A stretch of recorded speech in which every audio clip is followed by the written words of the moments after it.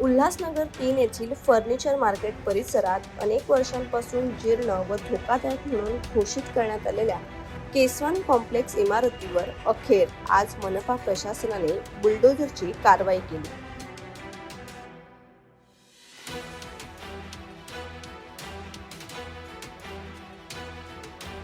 परिसर अतिशय गर्दीचा असल्याने संपूर्ण भागात हाय अलर्ट ठेवण्यात आला होता।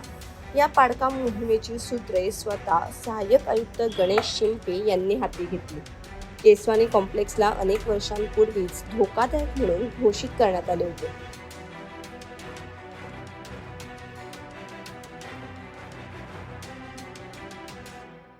मात्र मनपाकडून वारंवार नोटीस देऊनही कोणतीही दुरुस्ती करण्यात आली नाही ना इमारत रिकामी करण्यात आली। अखेर मनपा आयुक्त मनीषा आव्हाळे यांच्या मार्गदर्शनाखाली प्रभाग क्रमांक 2 प्रशासनाने पोकलेन मशीनच्या मदतीने पाडकामाची कारवाई सुरू केली।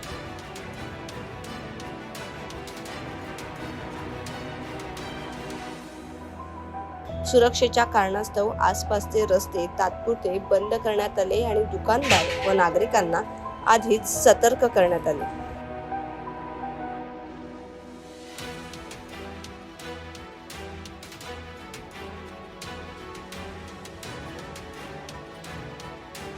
कारवाई दरम्यान मोठ्या संख्येने लोक घटनास्थळी जमा झाले, मात्र प्रशासनाने कडक भूमिका घेत कोणालाही इमारतीजवळ जाण्याची परवानगी दिली नाही। सहाय्यक आयुक्त गणेश शिंपे यांनी सांगितले की इमारत अत्यंत धोकादायक अवस्थेत होती आणि मोठा अपघात टाळण्यासाठी तिचे पाडकाम आवश्यक होते।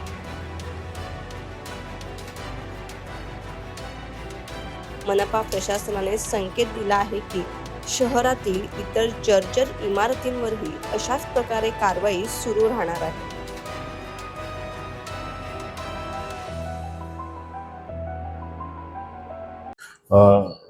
सपना गार्डन के नज़दीक केसवानी कॉम्प्लेक्स नाम की बिल्डिंग है। इस बिल्डिंग को 2021 में धोखादायक घोषित किया था और नोटिस दिया था।